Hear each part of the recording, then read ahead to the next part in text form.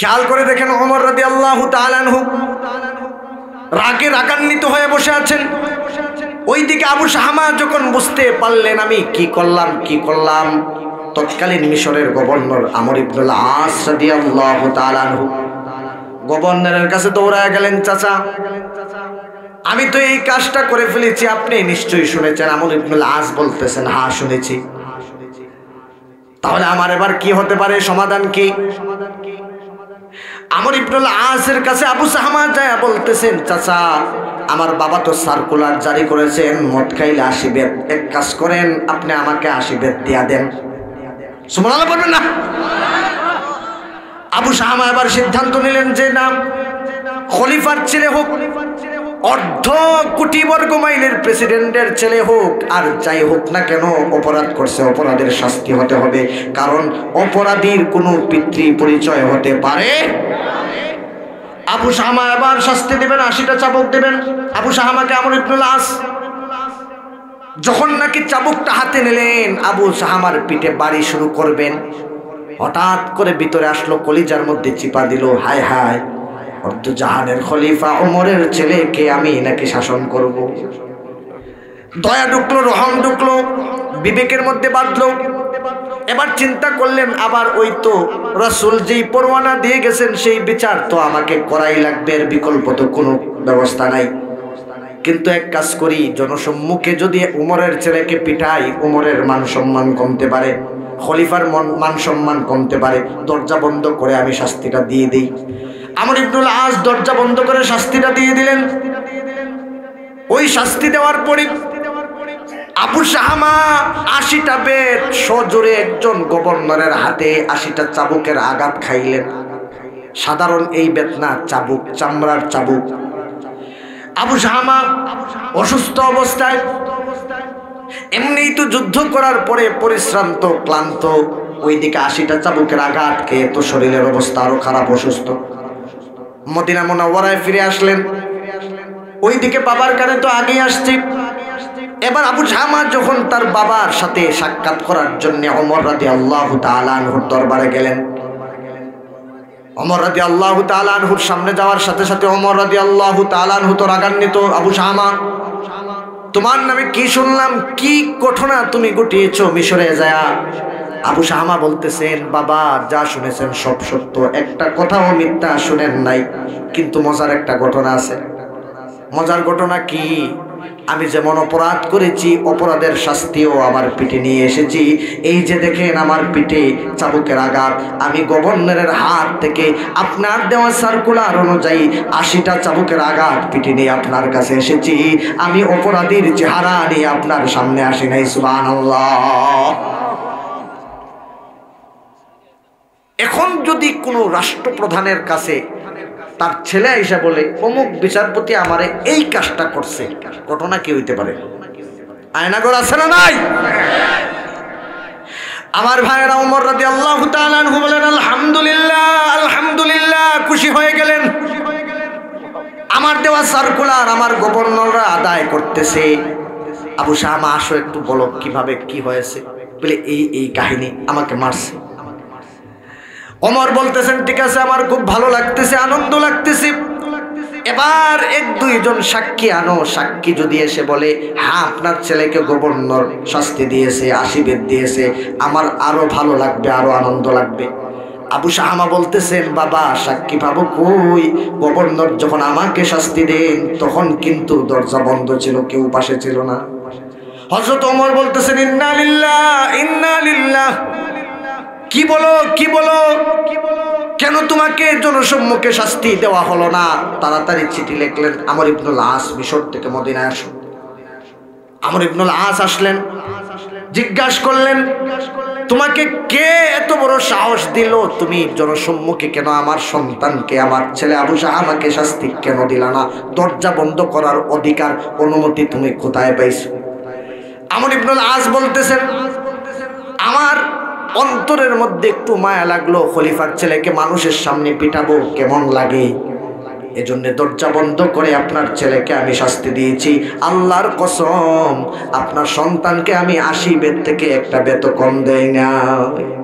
হযরত ওমর বলতেছেন হে আমর ইবনুল আস, তুমি কি জানো না আল্লাহ সূরাতুন নূরের মধ্যে বলেছেন ওয়ালিয়াশহাদ আযাবাহুমা তাইফাতুম মিনাল মুমিনিন। অপরাধীকে যখন শাস্তি দেওয়া হবে, ইমানদারদের সামনে সাক্ষী দেওয়া শাস্তি দিতে হবে, দরজা বন্ধ করে শাস্তি দেওয়া যাবে না। তুমি কি এই আয়াত পড়ো নাই? আল্লাহ জনসম্মুখে শাস্তি দিতে বলছেন, তুমি কেন আমার সন্তান আবু শাহামাকে তুমি কেন দরজা বন্ধ করে শাস্তি দিলা? আমার ভাইরা, হযরত ওমর এবার বলতেছেন তোমার বিচার বাতিল। আল্লাহু আকবার। আবু শাহামাকে আবার শাস্তি দেওয়া হবে। আমার ভাইরা, বর্তমান প্রেক্ষাপটে মুসলিম উম্মার করণীয়, এটা জানতে হলে, করণীয় জানতে হলে আগে অবস্থাটা বুঝতে হবে, সমাধান পেতে হলে সমস্যাটা জানতে হবে। সমস্যা কি এটাই জানি না, সমাধান পাওয়া সম্ভব? প্রথমে জানতে হবে কি সমস্যা, তারপরে সমস্যার সমাধানের পথ খুঁজে বের করতে হবে, অতঃপর আমরা সমাধান নিতে হবে। দ্বিতীয় কথা হলো, প্রথমে আমাকে জানতে হবে বর্তমান সমাজের অবস্থা, অতঃপর এই সমাজকে গড়তে কি লাগবে, সমাজকে সংস্কার করতে কি লাগবে, কি ঔষধ লাগবে। রোগ জানলে ঔষধের ব্যবস্থা যদি আমরা রোগ বুঝে ঔষধ ডাক্তার দিতে পারে, আশা করা যায় এই রোগী আর রোগী থাকবে না, ও চিরেই সুস্থ হয়ে যাবে ইনশাল্লাহ, ঠিক কিনা? এবার আসুন সমস্যা নিয়ে কথা বলব। আমার ভাইরা বাবারা, আল্লাহ রাব্বুল আলামিন কোরআনুল কারীমের মাধ্যমে আমাদেরকে একটা সবক দিলেন। একজন ঈমানদার যারা আল্লাহর উপরে ঈমান আনবে, রাসূলের উপরে ঈমান আনবে, ফেরেশতাদের উপরে ঈমান আনবে, আসমানি কিতাব কোরআনের উপরে ঈমান আনবে, পরকালের উপরে বিশ্বাস স্থাপন করবে, আল্লাহ রাব্বুল আলামিন যুগে যুগে বিভিন্ন ভাবে আয়াত নাজিল করে, ওহী নাজিল করে আল্লাহ রাব্বুল আলামিন তার বান্দা বান্দীদেরকে পরিচালিত করেছেন। সর্বশেষ কিয়ামত পর্যন্ত চূড়ান্ত বার্তা, চূড়ান্ত নীতিমালা দিয়ে আল্লাহ রাব্বুল আলামিন যে কিতাবটা প্রেরণ করলেন, নাজিল করলেন, এই কিতাবের নাম হলো আল কোরআন। নাম কি ভাই?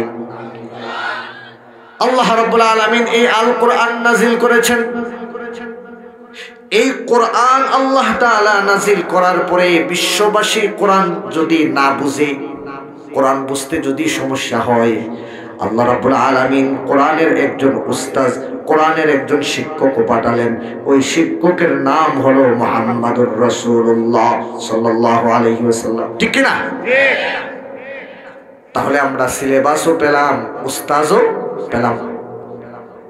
তাহলে আজকের আমাদের ক্লাসের মধ্যে আলোচনা হবে যে সিলেবাস নিয়ে, সিলেবাসের নাম কোরআন।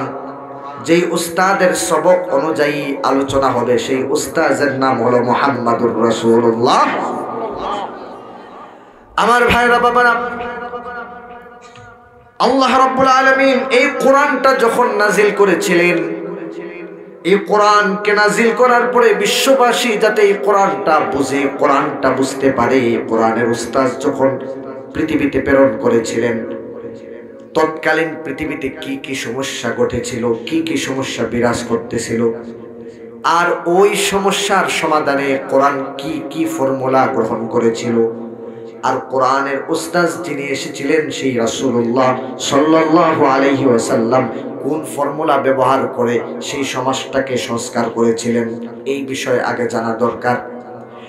আমার ভাইরা বাবারা, প্রথমে আমরা আলোচনা করব নবী আলাইহিস সালাম যেই সমাজে, যেই যুগে আগমন করেছিলেন, সেই যুগের নাম আমরা সকলেই জানি। সেই যুগের নাম কি? আইয়ামে জাহিলিয়া। সেই সমাজের নাম আইয়ামে জাহিলিয়ার সমাজ, বর্বরতার সমাজ, মূর্খতার সমাজ, বেহায়াপনার সমাজ, অশ্লীলতার সমাজ, খুন খারাপের সমাজ, মারামারি হানাহানির সমাজ। নবী আলাইহিস সালাম এই সমাজে আগমন করলেন। আগমন করে যখন আস্তে আস্তে বড় হতে লাগলেন, সমাজের এই করুণ অবস্থা দেখে নবী আলাইহিস সালাম একটা সমাধানের জন্য রাস্তা খুঁজতে শুরু করলেন। রাস্তা খুঁজতে শুরু করে নবী আলাইহিস সালামের বয়স ইতিমধ্যে 17 বছর হয়ে গেছে। কত বছর?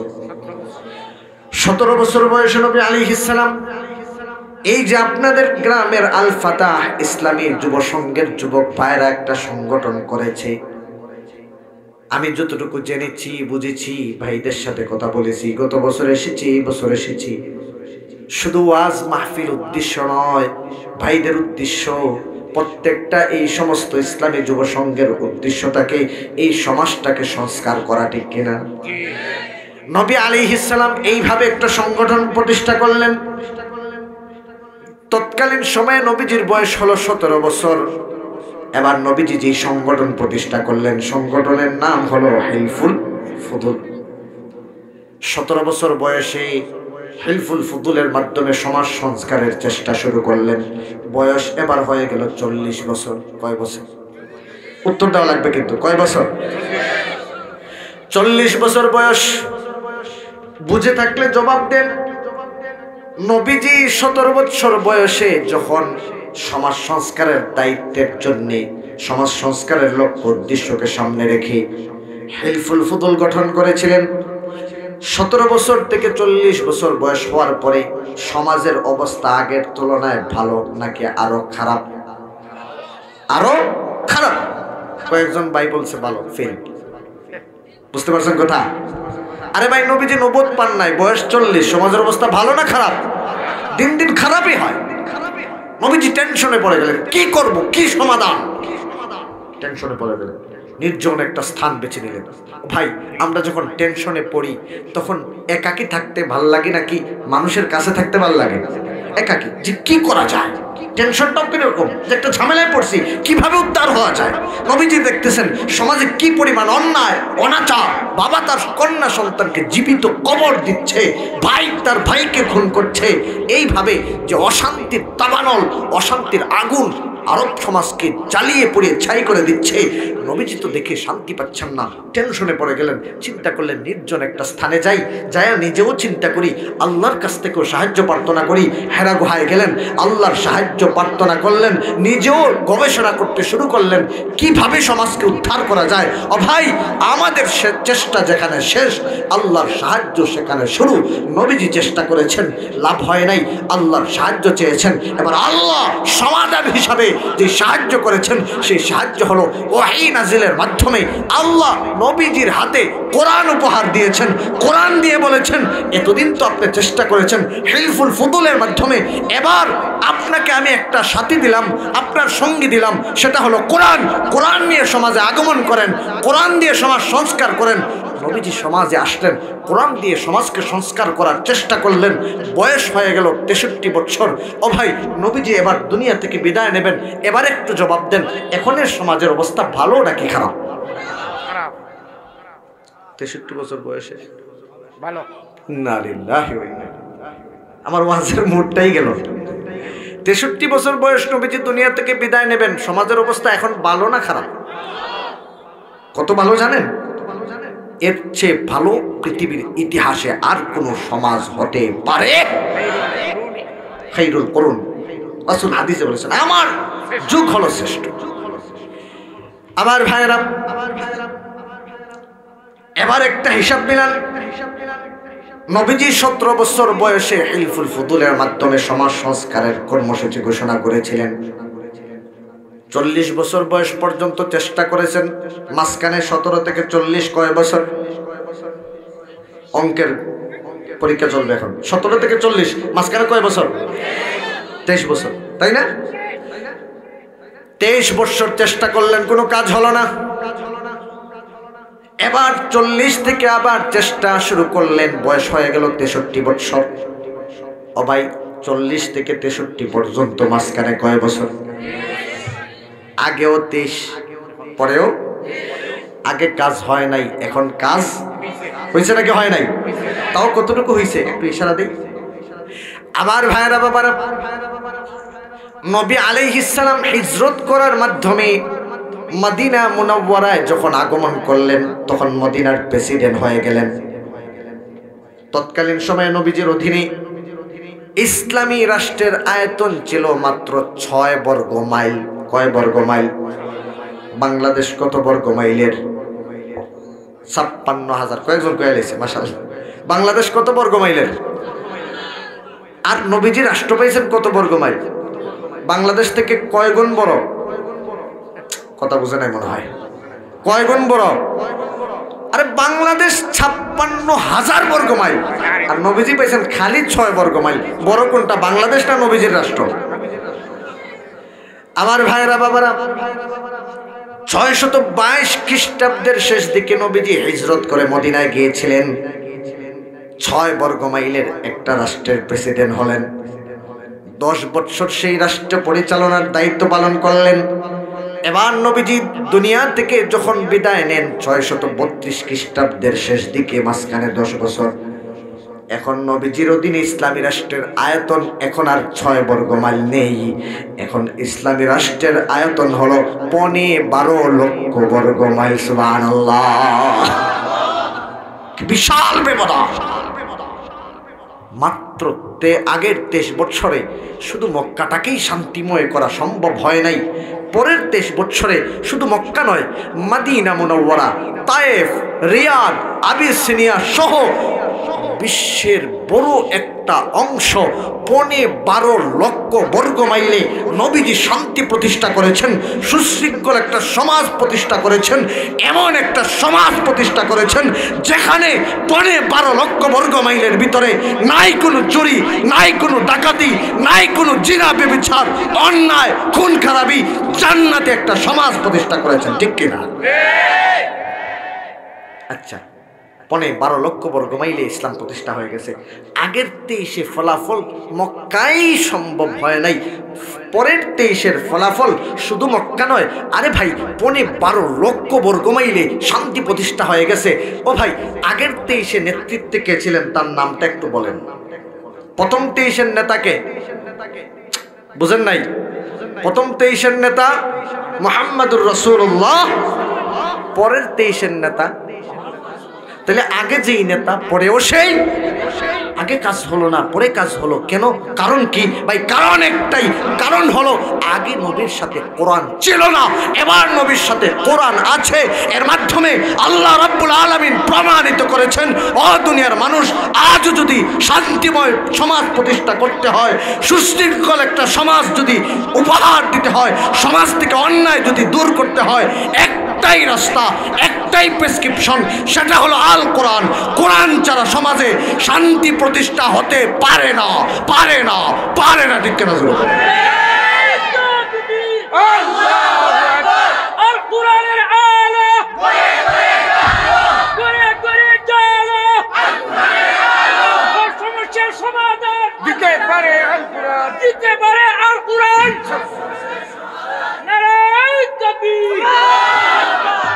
আমার ভাইরা, জানলাম সমাজ সংস্কারে কোরআন লাগবে কি লাগবে না। আজকে আমরা কোরআনকে নামাজে লাগাই কিন্তু সমাজে চাই না। এমন কিছু ইমানদার জলসুখা না থাকলেও বাংলাদেশের বিভিন্ন জায়গায় আছে না নাই? আমার ভাইরা, এবার আসুন, অশান্তির সমাজ আরবকে শান্তিময় করার জন্যে, বিশৃঙ্খল সমাজ আরবকে সুশৃঙ্খল করার জন্যে আল্লাহ রাব্বুল আলামিন সমাজের তৎকালীন সময়ে কি কি সমস্যা ছিল আর আল্লাহ কোরআনের মাধ্যমে কি কি সমাধান দিয়েছেন। রাসূল সাল্লাল্লাহু আলাইহি ওয়াসাল্লাম কিসের ভিত্তিতে, কোন ফর্মুলা অনুসরণ করে নবীজি এত সুন্দর একটা সমাজ উপহার দিলেন, এই ব্যাপারে একটা পর্যালোচনার দরকার আছে না নাই? ও ভাই, 1 নম্বরে মানুষ একটা কথা বলে, সবার উপরে টাকা আছে না নাই? আর একটা কথা বলে, টাকা বাপরেও চিনে না। আপনাদের এলাকায় এগুলো নাই মনে হয়? আরে টাকার মধ্যেই তো লেখা আছে, চাহিবা মাত্র বাহককে। আর বাহককে মানে যার কাছে যায় টাকা তার কথাই কয়। টাকা এমন এক জিনিস, টাকাই বর্তমান সমাজের 1 নম্বর সমস্যা, ঠিক কিনা? এবার আসুন, এই টাকার সমস্যা অর্থনৈতিক সমস্যা। অর্থনৈতিক সমস্যার সমাধান কি, আমাদের করণীয় কি? আমাদের মূল বিষয়ের দিকে যাচ্ছে। আমার ভাইরা বাবারা, অর্থনৈতিক সমস্যা, তৎকালীন আরবে অর্থনৈতিক সমস্যা ছিল। তৎকালীন আরবে অধিকাংশ মানুষ দারিদ্র সীমার নিচে ছিল, অধিকাংশ মানুষ দারিদ্র সীমার নিচে, দরিদ্র সহায়।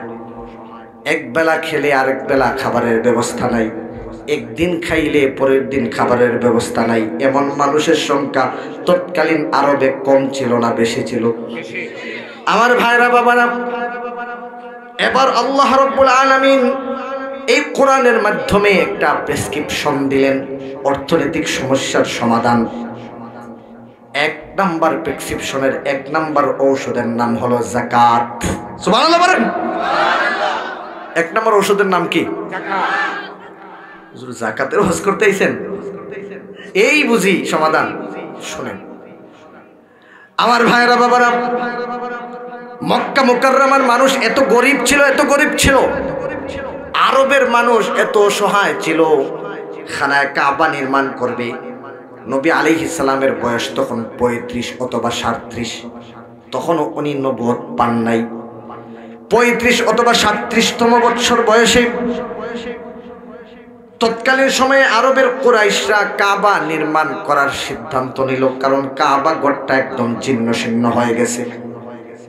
কাবা নির্মাণ করার জন্য যখন কাজ শুরু করলো, কিন্তু এই কাবা পরিপূর্ণ নির্মাণ করার মতো সামর্থ্য তাদের নেই। তাই তো কাবার একটা পার্শ্ব রেখে দিয়েছে, ঘরটাকে একটু ছোট করে ফেলেছে। আজও সেই বুনিয়াদের উপরে কাবা অবস্থিত, কাবা দাঁড়িয়ে আছে। আর যেই অংশটা সেদিন কাবার ঘরের বাহিরে পড়েছিল, আজও সেটা কাবার বাহিরে আছে। মূলত এটা কাবার ভিতরের অংশ। এই জায়গার নাম হলো, এগুলো বাদ। সমাজে আরো এমন কিছু লোক আছে না নাই, যে তার সম্পত্তি আছে, সরকার জানবে কিভাবে? আরে ভাই, কোটি কোটি টাকা প্রচার করে তো বেগম পাড়ায় বাড়ি বানিয়েছে, সরকার কিভাবে জানবে? এইগুলাও হিসাবে নাই। ও ভাই, কোটি কোটি টাকা বিশ্ব ব্যাংকে, সুইস ব্যাংকে প্রচার করেছে, এইগুলাও হিসাবের ভিতরে নাই। কোটি কোটি টাকা অন্যের নামে বরাদ্দ করে গোপন করে রেখেছে, এই হিসাবগুলা নয়, বরং সরাসরি সরকার জানে যে ওনার এত টাকা আছে, এই পরিমাণ সম্পত্তি আছে। এইটাকে নিয়ে আমরা একটু গবেষণা করলাম, গবেষণা করে পেলাম যে শুধু মুসলিমরা যাদের উপরে যাকাত ফরজ হয়, নেশাব পরিমাণ মালের মালিক হয়ে গেছেন, 1 বছর তার কাছে এই সম্পত্তিও থাকে, যাকাত ফরজ হয়, শুধু এতটুকুর পর্যালোচনা করে পাওয়া গেল এই সম্পত্তির পরিমাণ হলো 10 লক্ষ কোটি টাকা। এদেশে এটা বেগম পাড়ার বাড়ি এই 10 লক্ষের ভিতরে না বাহিরে? আওয়াজ দেওয়া লাগবে রে ভাই। বেগম পাড়ার বাড়ি 10 লক্ষের হিসাবের ভিতরে নাকি বাহিরে? সুইস ব্যাংকের টাকা এই আপনার 10 লক্ষ কোটি টাকার ভিতরে না বাহিরে? বাহিরে। শুধু ভিতরে যেগুলা সরকার জানে। আরে কত মানুষ আছে কয়েক কোটি টাকার মালিক, কিন্তু সরকার জানে সে 5 লাখ টাকার মালিক। কত মানুষ আছে 100 কোটি টাকার মালিক, সরকার জানে সে 1 কোটি টাকার মালিক। 99 কোটি টাকাই বাদ, এইগুলা হিসাবে আসে নাই। এই 1 কোটি টাকার হিসাবটাই আসছে। শুধু এতটুকুর হিসাবে পাওয়া গেছে 10 লক্ষ কোটি টাকা যেখান থেকে যাকাত দেওয়া যেত। ও ভাই, 10 লক্ষ কোটি টাকা থেকে ওলামায়ে কেরাম বসা আছেন, যাকাত দিলে 2.5% যাকাত দিলে 25,000 কোটি টাকা প্রতিদিন, শুধু প্রতি বছর শুধু ওই টাকা থেকে যাকাত আসে। সুবহানাল্লাহ। আমার ভাইরা বাবারা, এই 25,000 কোটি টাকা শুধু বৈধ সম্পত্তি সরকার জানে। এই সম্পত্তিগুলোর যাকাত শুধুমাত্র 25,000 কোটি টাকা। এই 25,000 কোটি টাকাকে যদি 64 জেলায় ভাগ করে দেওয়া হয়, প্রত্যেক জেলায় 390 কোটি টাকা যাকাতের উত্তোলন হয়। সুবহানাল্লাহ। এই জেলা হবিগঞ্জ 390 কোটি টাকা প্রতি বছর যদি যাকাত প্রকল্প থেকে একটা জেলায় 390 কোটি টাকা আসে, গবেষণা করে দেখা গেছে আগামী 10 বছর পরে বাংলাদেশে যাকাত খাওয়ার মতো একজন লোকও খুঁজে পাওয়া যাবে না। সুবহানাল্লাহ। সমাধান কোরআনে আছে না? এই মুহূর্তে বাংলাদেশে 35% মানুষ দারিদ্র সীমার নিচে, যারা নাকি আজকে কি খাইলো কালকে কি খাবে এটা জানে না। 35% মানুষ, যার সংখ্যা হলো প্রায় 6 কোটি থেকে আরো বেশি। এত বিশাল পরিমাণের মানুষ আগামীকাল কি খাবে এখনো সে জানে না, ব্যবস্থা হয় নাই। এরকম দারিদ্র সীমার নিচে মানুষের জন্য যাকাত প্রকল্প যদি আমরা চালু করতে পারতাম, আর যাকাত প্রকল্প যদি সঠিকভাবে ব্যবহার করতে পারতাম, আগামী 10 বছর পরে যাকাত খাওয়ার মতো লোক পাওয়া যেত না, যাকাত দেওয়ার লোক দেশের সকল নাগরিক হয়ে যেত প্রায়। ও ভাই, সেই যাকাতের বিধানের প্রতি আমাদের অবহেলা আছে না? এই যাকাতটা রাষ্ট্রীয়ভাবে তোলার কথা ছিল। কিভাবে তুলবেন? আরে রাষ্ট্রীয়ভাবে যদি যাকাত তোলার দায়িত্ব দেওয়া হয়, যাকাতের এই 25,000 কোটি টাকার মধ্যে 24,000, এরপরে কি 24,999 কোটি টাকা মেরে খাওয়ার মতো লোক এদেশে আছে না? আমার ভাইরা বাবারা, আল্লাহ রাব্বুল আলামিন এই কোরআনের মাধ্যমে অর্থনৈতিক সমস্যার সমাধান দিয়েছেন। 1 নম্বর সমাধান হলো যাকাত।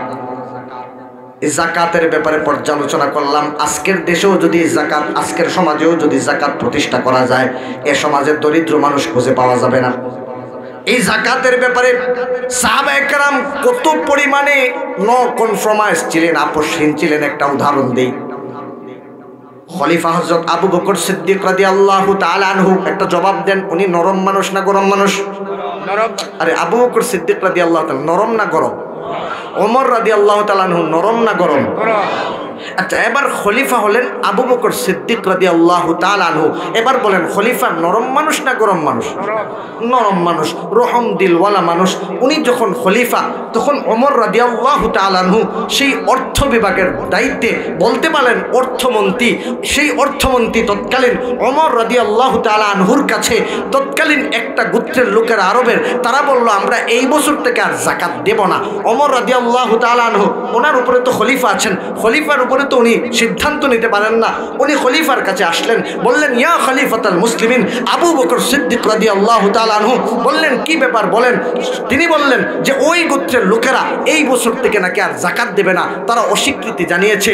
ওই নরম দিলের মানুষ আবু বকর সিদ্দিক রাদিয়াল্লাহু তাআলা আনহু যখন জানলেন ওই গোত্রের লোকেরা যাকাত দেবে না, সঙ্গে সঙ্গে তলোয়ার হাতে নিয়ে বললেন এই গোত্রের বিরুদ্ধে ইসলামের পক্ষ থেকে যুদ্ধের ঘোষণা দাও।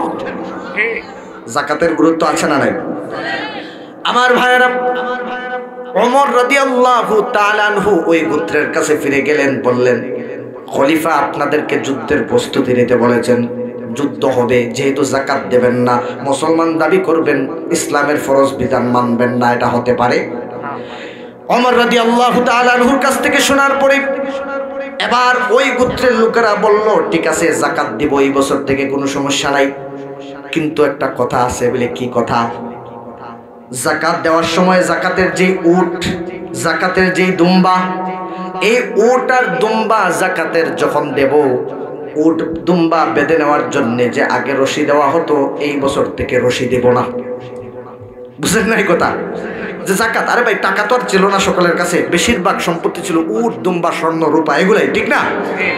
তো উট, দুম্বা, এইগুলার যাকাত যে আমি দেব, এগুলা বেঁধে নেওয়ার জন্য যে রশি লাগে, রশি সাথে দেব না। ওমর রাদিয়াল্লাহু তাআলা আনহু আবার দৌড়ে আসলেন, ইয়া খলিফাতুল মুসলিমিন আবু বকর সিদ্দিক রাদিয়াল্লাহু তাআলা আনহুর কাছে এসে বললেন যে তারা বলতেছে এই বছর থেকে যাকাত দেবে ঠিক, কিন্তু যাকাতের উট আর দুম্বা আনার জন্য যে রশি দেওয়ার কথা ছিল, এই বছর থেকে নাকি তারা রশি দেবে না। আবু বকর সিদ্দিক রাদিয়াল্লাহু তাআলা আনহু আবার দাঁড়িয়ে গেলেন, বললেন এবার আবার পুনরায় যুদ্ধের ঘোষণা দাও। যাকাতের গুরুত্ব আছে না নাই? কারণ যাকাত অর্থনৈতিক সমস্যার সমাধান। আজকের সমাজে যাকাত নাই, রাষ্ট্রীয়ভাবে যাকাত নাই, যাকাত প্রকল্পের ব্যবস্থাপনা সমাজে না থাকার কারণে দারিদ্র সীমার নিচে মানুষের সংখ্যা দিন দিন বাড়তেছে না কমতেছে? সুতরাং বর্তমান প্রেক্ষাপটে মুসলিম উম্মার করণীয় অর্থনৈতিক সমস্যার সমাধান, যাকাত ভিত্তিক সমাজ প্রতিষ্ঠা। কিন্তু যাকাত ভিত্তিক সমাজ চলছে না সুদ ভিত্তিক সমাজ চলছে? কথা বুঝেন নাই মনে হয়। আর আল্লাহ ভালো করে বুঝে যে বাংলাদেশের মানুষ সুদকে এতভাবেই আগলে নিয়েছে, আলিঙ্গন করেছে, নিজেদের সাথে এমনভাবে সম্পৃক্ত করেছে, আল্লাহ একজন সুদের জনককে বাংলাদেশওয়ালার মাথার মধ্যে বসায় দিয়েছে। ঠিক না? আমার ভাইয়েরা বাবারা, সমাজের আরেকটা সমস্যা হলো শিক্ষার সমস্যা। খারাপ লাগতেছে নাকি আপনাদের? এই পয়েন্টগুলো কিন্তু প্রশ্ন আসবে। শিক্ষার প্রতি সমস্যা আছে না নাই? আচ্ছা, এবার নবীজি শিক্ষার কি প্রবলেম তৎকালীন সময়ে ছিল, সমাধান কিভাবে দিয়েছেন এটা নিয়ে একটু আলোচনা। রাসূলুল্লাহ সাল্লাল্লাহু আলাইহি ওয়াসাল্লাম 610 খ্রিস্টাব্দে নবুয়ত লাভ করেছিলেন। যখন নাকি তিনি নবুয়ত লাভ করেন, তৎকালীন পুরো আরবের ভিতরে শিক্ষিত মানুষের সংখ্যা ছিল মাত্র 17 জন। কতজন? পুরো আরবের মধ্যে শিক্ষিত মানুষের সংখ্যা সর্বমোট কয়জন? 17 জন। নবী আলাইহিস সালাম কোরআনের মাধ্যমে এবার সমাজে শিক্ষার বিস্তার ঘটানোর কর্মসূচি হাতে নিলেন। আল্লাহ রাব্বুল আলামিন কোরআন নাজিল করলেন এবং কোরআনুল কারীমের প্রথম যেই কথাগুলো নাজিল করলেন, প্রথম যে আয়াত নাজিল করলেন, নবী আলাইহিস সালামকে উদ্দেশ্য করে বললেন, ইকরা বিসমি রাব্বিকাল্লাযী খালাক খালাকাল ইনসানা মিন আলাক ইকরা ওয়া রাব্বুকাল আকরাম আল্লাযী আল্লামা বিল কলম আল্লামাল ইনসানা মা লাম ইয়ালাম। আল্লাহু আকবার। প্রথম কথা আল্লাহ রাব্বুল আলামিন বলতেছেন, ইকরা, তুমি পড়ো, ইকরা, তুমি পড়ো। কোরআনের প্রথম কথাই হলো শিক্ষা অর্জন করো। এই বিশ্ববাসীকে আল্লাহ রাব্বুল আলামিন শিক্ষা অর্জনের জন্য আদেশ করেছেন। কোরআনের প্রথম পরওয়ানা, কোরআনের প্রথম আদেশ, প্রথম হুকুম, ইকরা, তুমি পড়ো। আজকে আমাদের সমাজে পড়ালেখা করতে ভালো লাগে না, এমন কিছু আমাদের সন্তানরা আছে না? নাই। আমার ভাইরা বাবারা, এবার নবী আলাইহিস সালাম এই শিক্ষার আন্দোলন শুরু করলেন। শিক্ষার প্রচার প্রসার বিস্তার, শিক্ষার বিপ্লব ঘটানোর কর্মসূচি হাতে নিলেন। 610 খ্রিস্টাব্দ থেকে 22 খ্রিস্টাব্দের শেষ দিক পর্যন্ত মাঝখানে 13 বছর নবী আলাইহিস সালাম কোরআনের প্রচার করেছেন, প্রসার করেছেন। এই 13টা বছরে নবী আলাইহিস সালাম 17 জন শিক্ষিতর সমাজকে এবার নবীজির হাতে ওহির জ্ঞানে জ্ঞানী, ওহির শিক্ষায় শিক্ষিতের সংখ্যা হলো 735 জন। সুবহানাল্লাহ। 13 বছরে আগে ছিল 17 জন। 13 বছর নবীজি শিক্ষার প্রচার প্রসার, শিক্ষার বিস্তার ঘটানোর পরে এবার সংখ্যা দাঁড়ালো কতজন? কথা বলতে হবে। 735 জন। এগুলো কিন্তু পরীক্ষায় আসবে, স্মরণ রেখেন, কমন প্রশ্ন। কতজন হইল ভাই? 735 জন। মক্কায় স্থানীয় অধিবাসী যারা ছিল, বাসিন্দা ছিল, তারা ছিল 435 জন। আবিসিনিয়ায় হিজরত করে একটা গ্রুপ আবিসিনিয়ায় গিয়েছিল, ইমানদার, কোরআনের শিক্ষায় শিক্ষিত, ওয়াহির শিক্ষায় শিক্ষিত। সেখানে শিক্ষিতের সংখ্যা ছিল 100 জন। মদিনা মুনাওয়ারায় হিজরতের মাত্র 2 বছর আগে নবীজি শিক্ষার প্রচার এবং প্রসার শুরু করলেন। সেখান থেকে পেলেন আরও 200 জন, 200, 100, 300, আর ওই দিকে 435, মোট হলো 735 জন। ওয়াহির শিক্ষায় শিক্ষিত, ওয়াহির জ্ঞানে জ্ঞানী, জ্ঞানে জ্ঞানী। ও ভাই, নবী আলাইহিস সালাম এবার 622 খ্রিস্টাব্দের শেষ দিকে হিজরত করে মক্কা থেকে মদিনায় গেলেন। যাওয়ার পরে নবী আলাইহিস সালাম আরো 10 বছর কোরআনের প্রচার করেছেন, প্রসার করেছেন, শিক্ষার বিস্তার ঘটিয়েছেন। অতঃপর নবীজি 632 খ্রিস্টাব্দের শেষ দিকে যখন দুনিয়া থেকে বিদায় নেন, তখন নবীজির কাছে আগত ওহির জ্ঞানে জ্ঞানী, ওহির শিক্ষায় শিক্ষিতের সংখ্যা ছিল 1.25 লক্ষ জন। সুবহানাল্লাহ। 1.25 লক্ষ ওহির জ্ঞানে জ্ঞানী। আর এই 1.25 লক্ষ থেকে জ্ঞান অর্জন করেছে, শিক্ষা অর্জন করেছে, এই শিক্ষিত মিলে মোট তৎকালীন সমাজে 12 লক্ষ বর্গ মাইলের ভিতরে তৎকালীন সময় শিক্ষিত মানুষের সংখ্যা ছিল 10 লক্ষ জন। সুবহানাল্লাহ। 23 বছর আগে কয়জন? কথা বলেন। 23 বছর আগে কয়জন? 17 জন। 23 বছর পরে কয়জন? 10 লক্ষ জন। শিক্ষার সমস্যার সমাধান কোরআন এবং ইসলামে আছে না নাই? বলবেন হুজুর সামাজিক একটা সমস্যা চলতেছে, সমাজে অন্যায়, অশ্লীলতা, মারামারি। আমি আগেই বলছি গতানুগতিক ওয়াজ হয়তো এখানে হবে না, কিন্তু চেষ্টা করলে ইচ্ছা থাকলে কিছু শিখতে পারবো। ক্লাসের মতো হবে, ওয়াজের মতো হবে না। এজন্যে এখন আবার আরেকটা কঠিন ক্লাসের দিকে যাচ্ছি।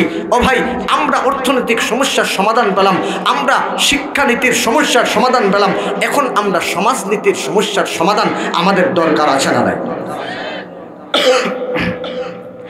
আমার ভাইয়েরা, নবী আলাইহিস সালাম কোরআন প্রাপ্ত যখন হলেন, ওহী প্রাপ্ত যখন হলেন, আল্লাহর আদেশ প্রাপ্ত যখন হলেন, সেই দিন থেকে সমাজ সংস্কারের জন্য পুনরায় কর্মসূচি হাতে নিলেন। এর আগে 23 বছর নবীজি চেষ্টা করেছেন, ইলফুল ফুতুলের মাধ্যমে কোনো কাজ হয় নাই।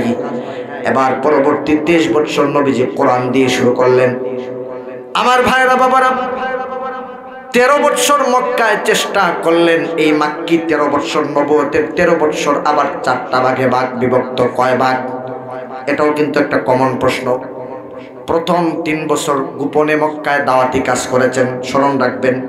দ্বিতীয় 4 বছর প্রকাশ্যে মক্কায় দাওয়াতি করেছেন। 3 বছর আর 4 বছর কয় বছর? 7। এবার 3 বছর নবীজি শিহাবে আবি তালিবে বন্দী ছিলেন, অবরুদ্ধ অবস্থায় ছিলেন। 7 আর 3 কত? এবার শিহাবে আবি তালিব থেকে বের হওয়ার পরে নবীজি আবার পুনরায় দাওয়াতি কাজ শুরু করেন, দাওয়াতি কার্যক্রম শুরু করেন।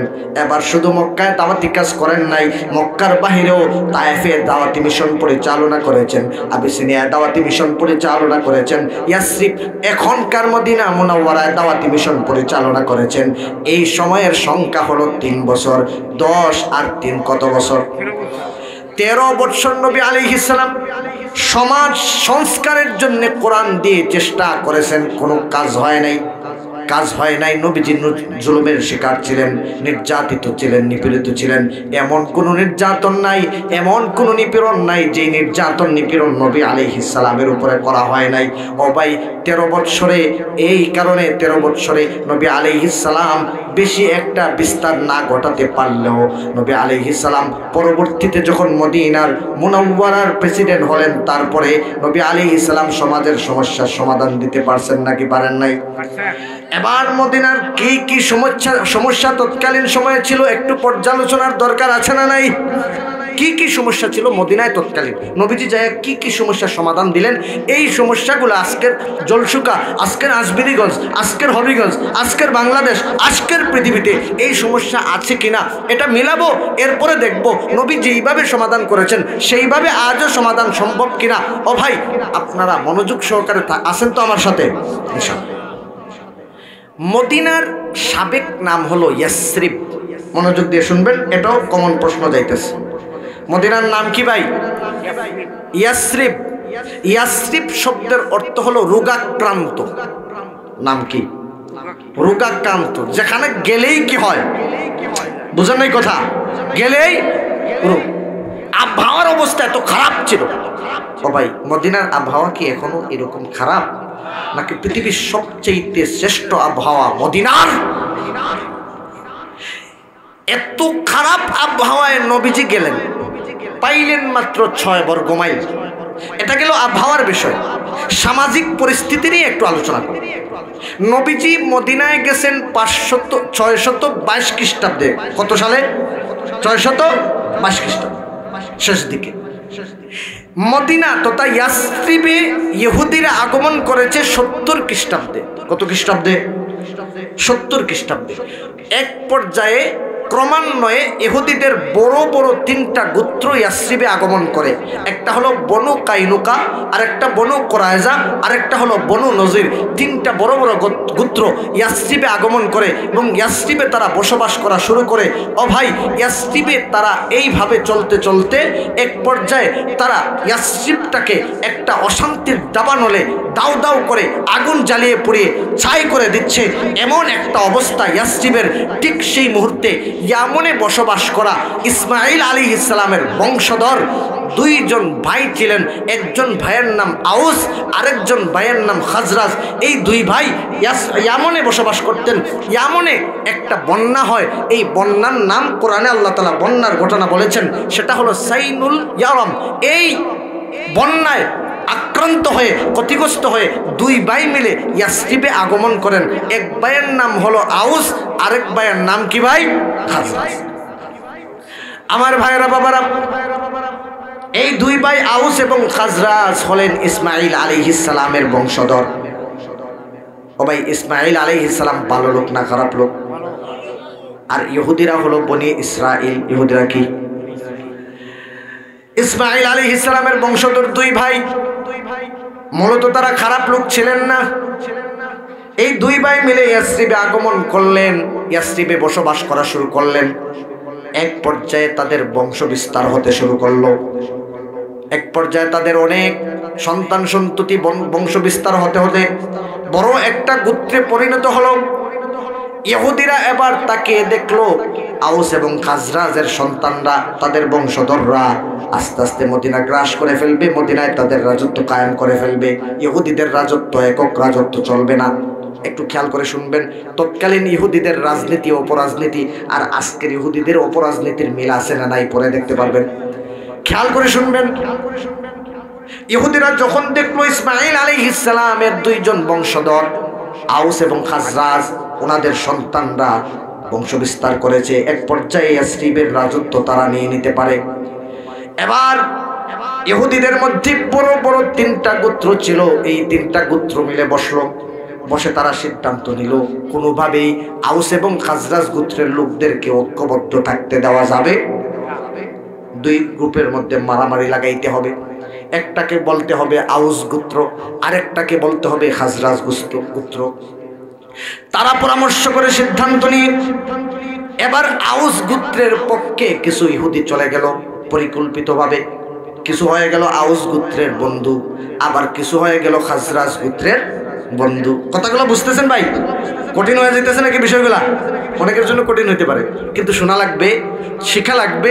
শুধু কিস্সা কাহিনী শুনলেন আর যুবক ভাইরা রাত দিন পরিশ্রম করে একটা আয়োজন করলো, আর এই আয়োজনে আইসা কিস্সা কাহিনী শুনে আপনার হাসলাম কাঁদলাম চলে গেলাম, কোনো লাভ আছে? আর কি লাভ হবে? হেসেই বা কি লাভ হবে? কেঁদেই বা কি লাভ হবে? জানি না এখানে আছে কিনা।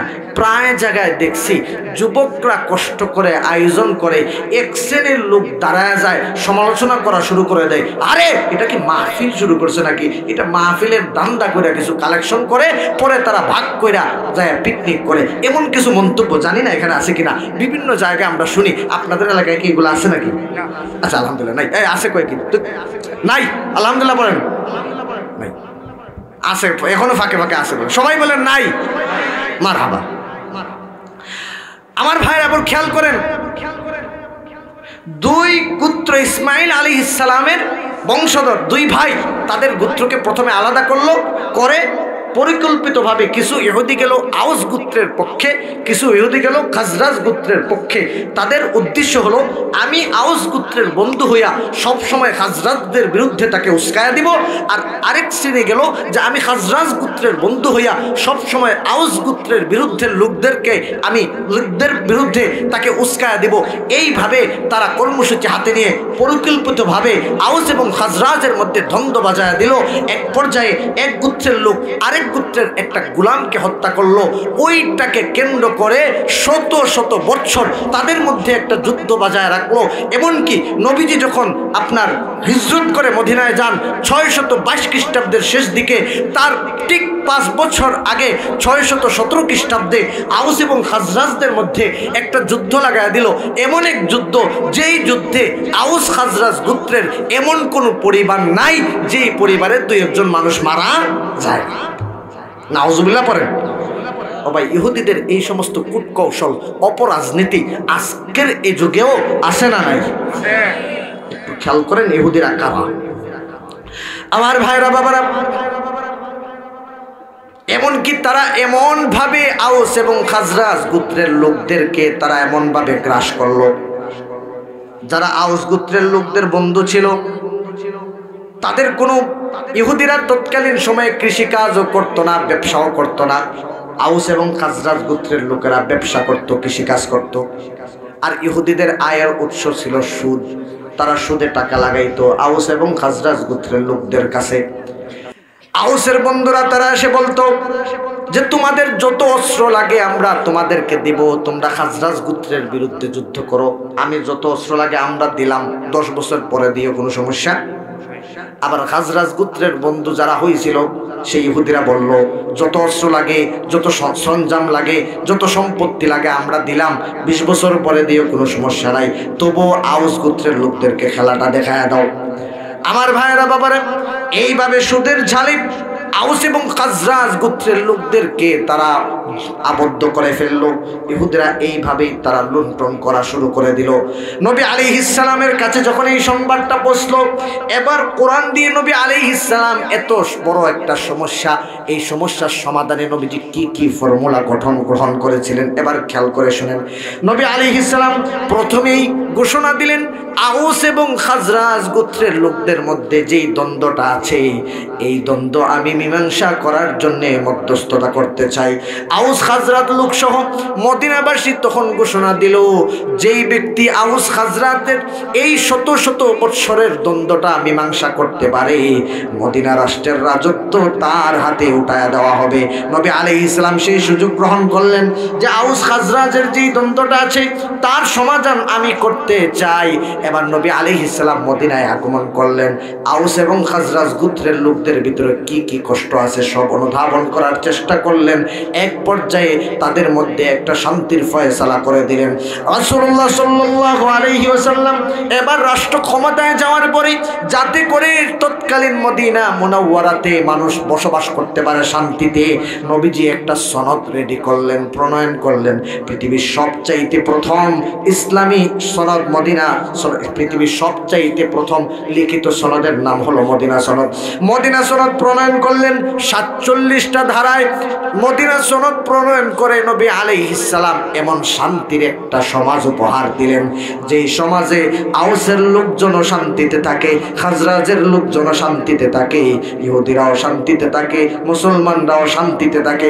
ও ভাই, যেই কোরআন দিয়ে নবীজি এত বড় সমস্যার সমাধান করেছেন, এই কোরআন আজও আমাদের সমাজে আছে না? না আল্লাহ, আজকে আমরা সমাধান কোথায় এটা বুঝি না, এটা পাই না। আমার ভাইয়েরা বাবারা, কত সমস্যা সমাধান আছে, কত সমস্যা আছে সমাজে। এই মুহূর্তে সমাজে চলা আরো 2-1টা সমস্যার কথা বলবো কিনা আপনারা যদি অনুমতি দেন। রাগ করতেছেন নাকি? আর নাহলে একটা ঘটনা শুরু করি, এক কথা বলেন। আচ্ছা, আরো 2-3টা সমস্যার কথা। চুরি সমস্যা আছে না? কথা বলে না। চুরি কখন করে মানুষ? কথা বলেন। অভাব অনটনে পড়লেই সাধারণত চুরি করে। জিনা বেবিচার আছে না?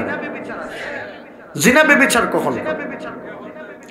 আরে কি কয়, বিয়া না করাইলে, হ্যাঁ বেপরদা হইলে।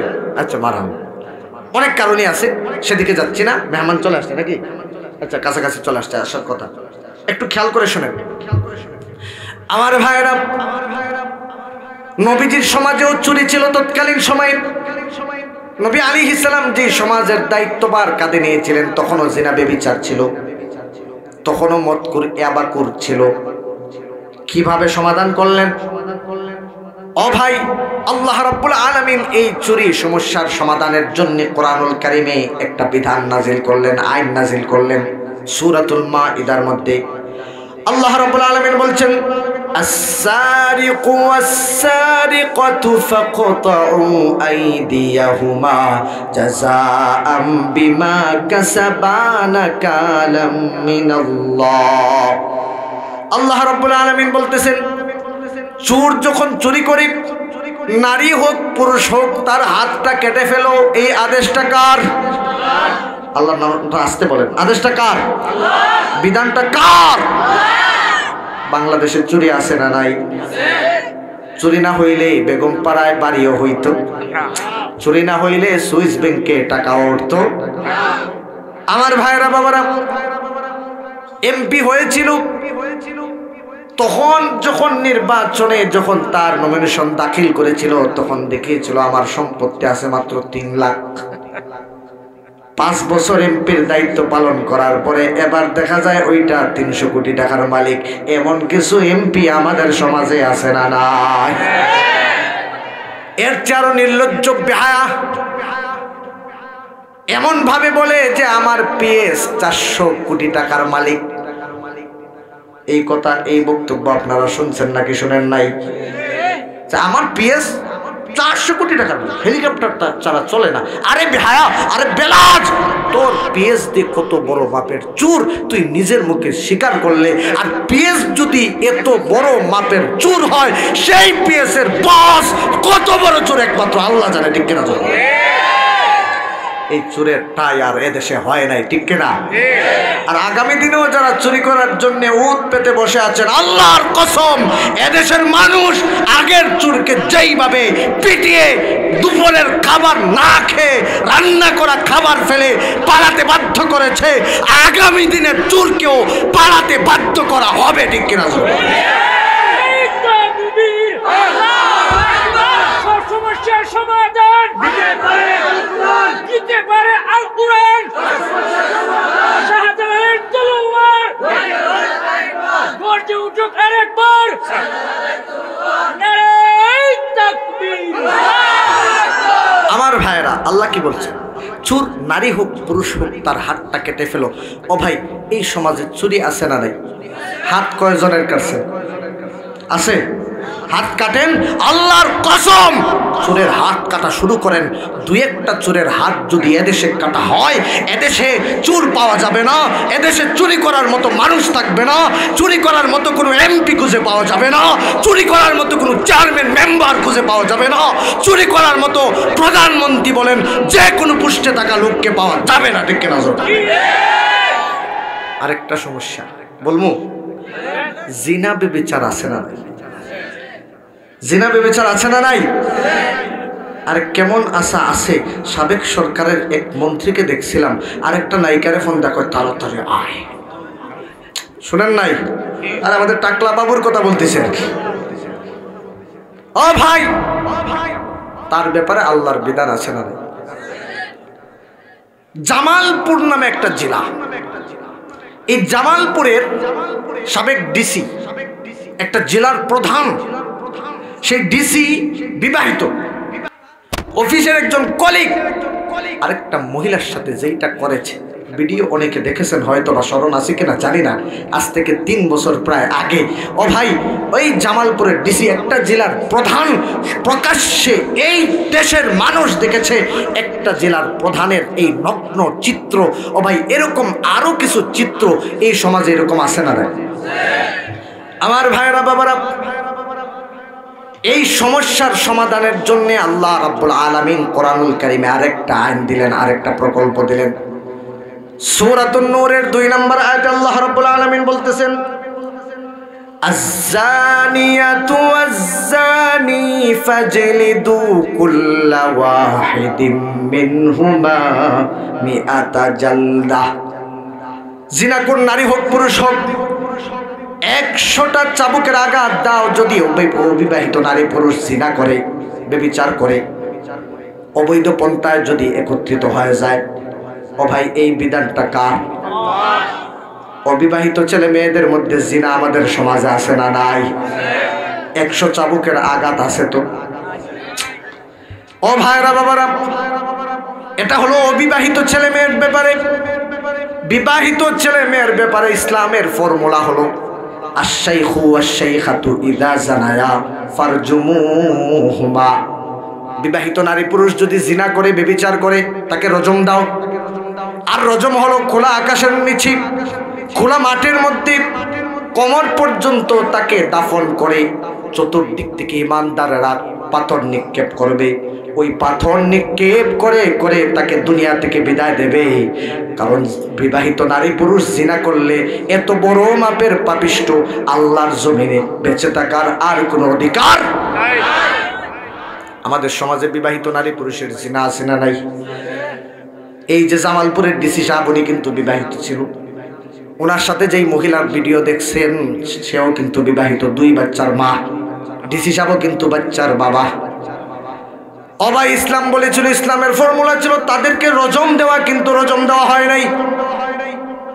সিলেটের এমসি কলেজে স্বামীর কাছ থেকে কেড়ে নিয়ে 8 জন যুবক তাকে দর্শন করেছিল, স্ত্রীকে।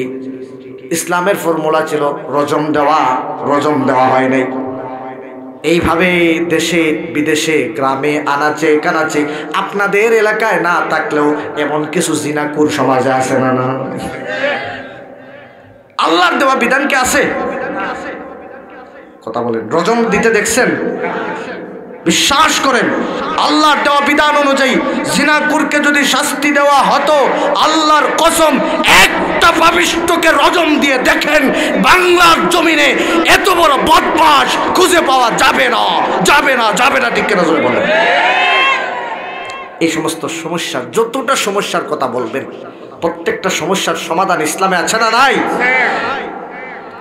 আমাকে 5 মিনিট আগে, 5 মিনিট আগে আমি পরীক্ষা নেব। ঠিক আছে। ও ভাই, আরেকটা সমস্যার কথা বলি, আপনাদের এলাকায় যদিও নাই আর কি, মাদক সেবন আমাদের সমাজে আছে না? জলসুকা নাই? হবিগঞ্জ জেলার ভিতরে নাই? না বাংলাদেশের ঘরে ঘরে মাদক আছে না নাই? মাদক সমস্যার সমাধান ইসলাম কত সুন্দর করে দিয়েছে, লম্বা কাহিনী, সেদিকে যাওয়ার সুযোগ নাই। মাদক সমস্যার সমাধানে নবী আলাইহিস সালামের একটা ফর্মুলা ছিল, একটা আইন ছিল, বিধান ছিল, ইসলামের একটা বিধান ছিল।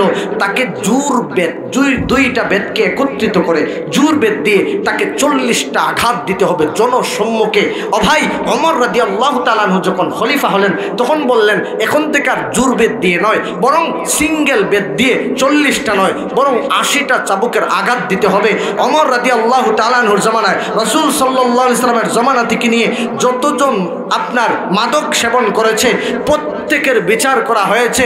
ফলে এমন একটা সমাজ গঠিত হয়েছে, 12 লক্ষ বর্গ মাইলের সমাজ নবীজি উপহার দিয়ে গিয়েছিলেন।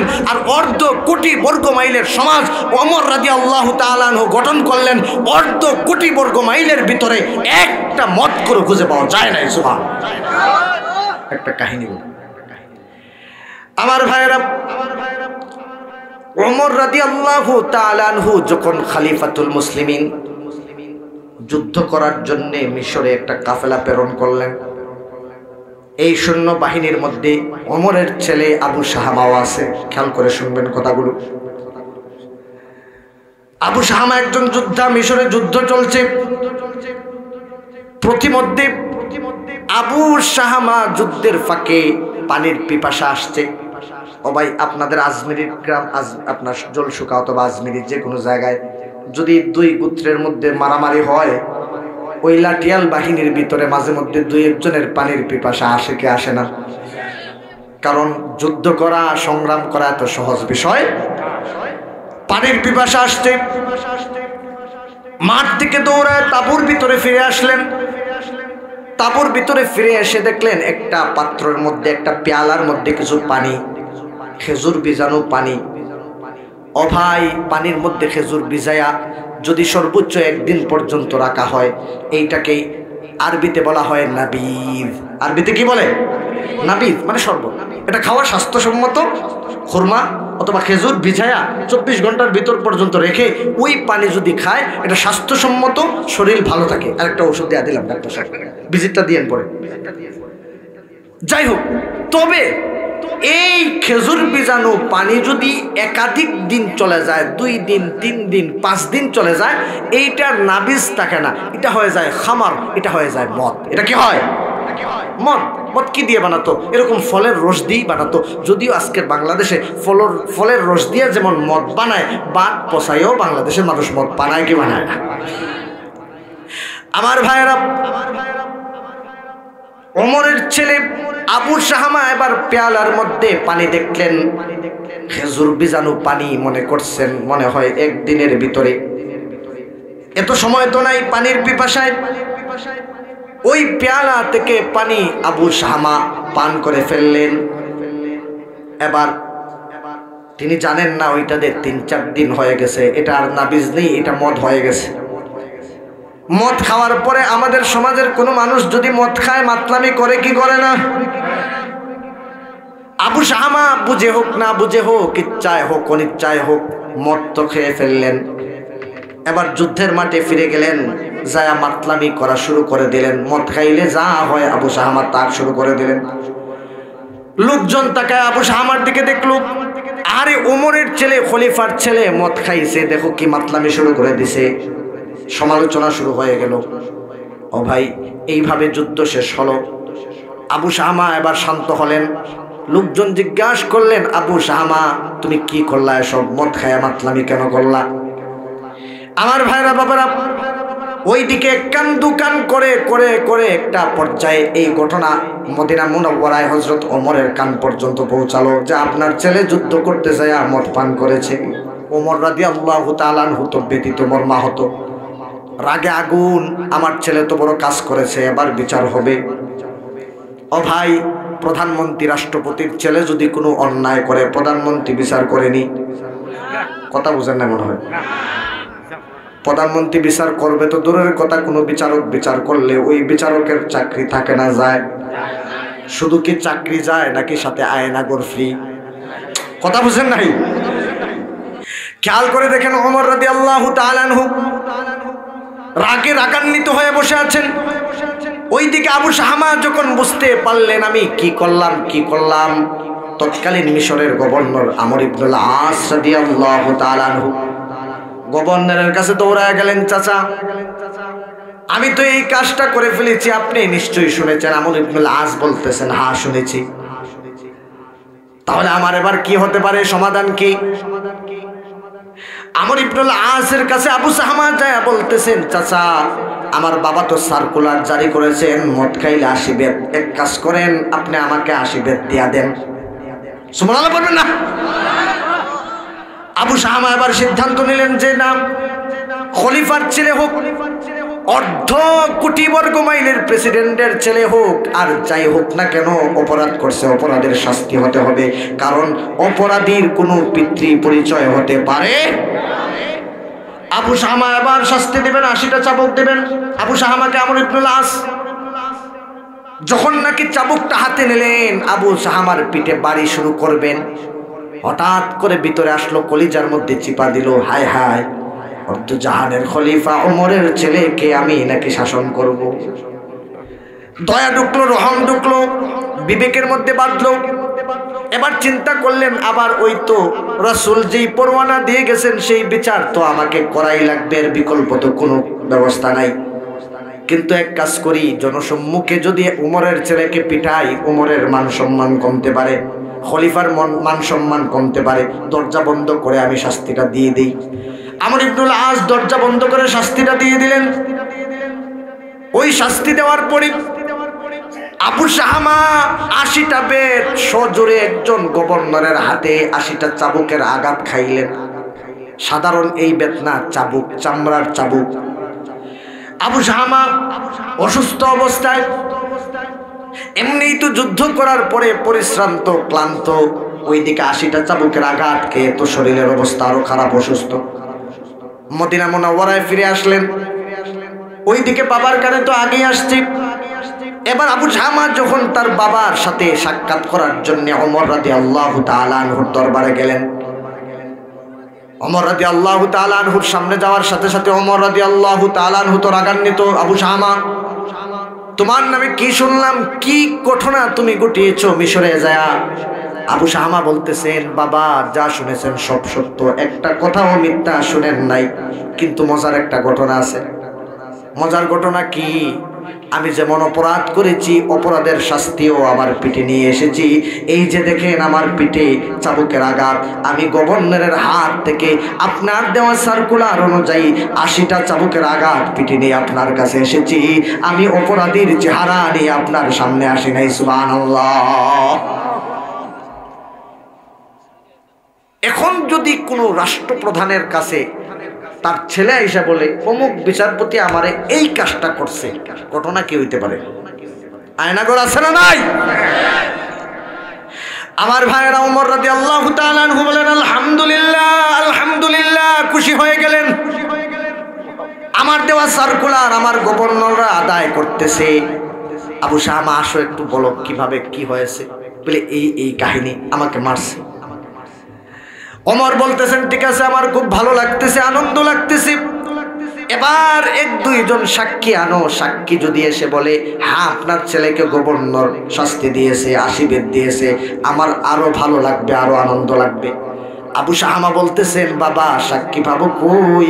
গভর্নর যখন আমাকে শাস্তি দেন তখন কিন্তু দরজা বন্ধ ছিল, কেউ পাশে ছিল না। হযরত ওমর বলতেছেন ইন্না লিল্লাহ ইন্না লিল্লাহ।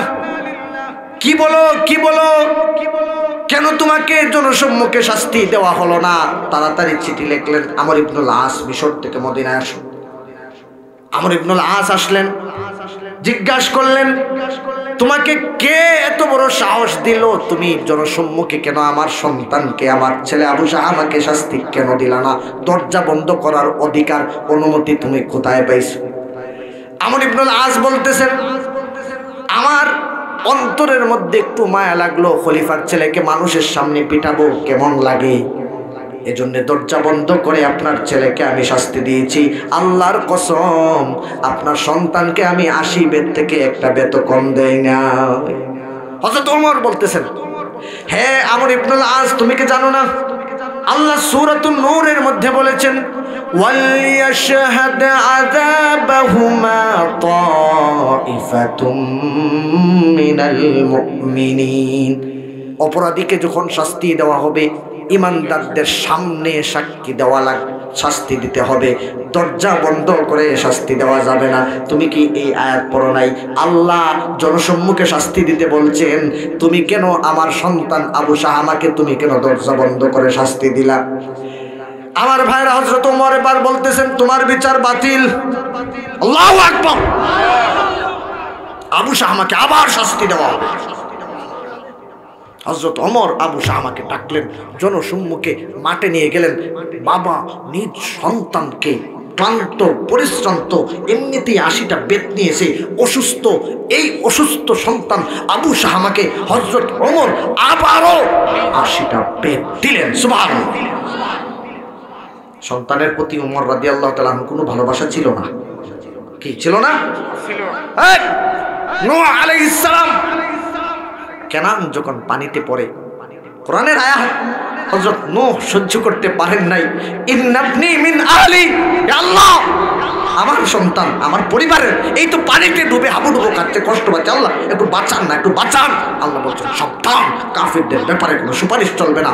হযরত নূহ আলাইহিস সালাম সহ্য করেছেন, বরদাস্ত করেছেন।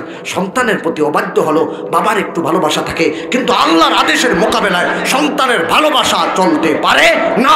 ওমর রাদিয়াল্লাহু তাআলা সেটা প্রমাণিত করেছেন।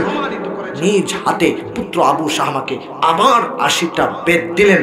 এ ভাই, কয়েকদিন আগে 80টা চাবুকের আঘাত খাইল একজন যোদ্ধা, এমনি তো ক্লান্ত, শরীর তো এমনি নিস্তেজ, আবার 80টা বেত চাবুকের আঘাত খাওয়ার পরে শরীরের অবস্থা কি হয়? এবার হযরত ওমরের মতো ব্যক্তি বাবা হয়ে সন্তানকে আবার 80টা চাবুকের আঘাত দিলেন। আবু শাহামার অবস্থা খারাপ। কোনো আপনার ঐতিহাসিকগণ বলেন 15 দিন পরে আবু শাহামা মারা যায়, কেউ কেউ বলেন 1 মাস পরে আবু শাহামা মারা যায়। আবু শাহামা যখন মৃত্যুসজ্জায়, হযরত ওমর তার সন্তানকে দেখতে গেলেন, যায়া বললেন আসসালামু আলাইকা ইয়া বুনাইয়া, হে আমার কলিজার টুকরা, কাইফা ইয়া বুনাইয়া, তুমি কেমন আছো? সন্তান বলতেছে ইয়া আহবাতি তাকতুলুনি, আব্বা আপনি তো আমাকে হত্যা করে ফেলছেন, আপনি তো আমাকে মেরে ফেললেন, আবার জিজ্ঞাসা করতেছেন আমি কেমন আছি? আপনার আরেকবার 80টা বেত খেয়ে তো আমি মৃত্যুসজ্জায়, আমি হয়তো আর বাঁচব না। হযরত ওমর বলতেছেন ইয়া বুনাইয়া, হে আমার পুত্র, হে আমার কলিজার টুকরা সন্তান, ইদা লাকিতা রাব্বা ফাকুল ইন্না উমর ইবনুল খাত্তাব কামাল হাদ, আল্লাহর সাথে তোমার যদি মৃত্যু হয়ে যায়, মৃত্যুর পরে আল্লাহর কাছে যায় বলবা যে আল্লাহ আমি পুত্র হয়ে সাক্ষী দিতেছি আপনার বিধানের মোকাবেলায় ওমর তার সন্তানের সাথে কোনো কম্প্রোমাইজ করে নাই, কোনো আপোষ করে নাই। ও ভাই, এমন একজন বিচারক, এমন একজন শাসক হযরত ওমর রাদিয়াল্লাহু তাআলা আনহুকে পরিপূর্ণভাবে এমন একজন শাসক হিসাবে গঠন করেছেন, গড়ে তুলেছেন রাসূলুল্লাহ সাল্লাল্লাহু আলাইহি ওয়াসাল্লাম, যে কোরআনের মাধ্যমে আজও আমাদের সমাজে সেই কোরআনের শাসন দরকার আছে না? সবাই বলে কোরআনের আইন চাই কি চাই না? কারা কারা কোরআনের আইন চাই হাত উঁচু করে বলে আল্লাহু আকবার। সবাই বলে আল্লাহু আকবার। আল্লাহ আপনি সাক্ষী, এই যে হাতগুলা এগুলা কোরআনের পক্ষে, কখনো তারা কোরআনের বিরুদ্ধে যেতে পারে না। সবাই পড়ে ইনশাআল্লাহ। আল্লাহ আমাদেরকে কোরআনের পক্ষে কবুল করুন। সবাই পড়ে আমিন।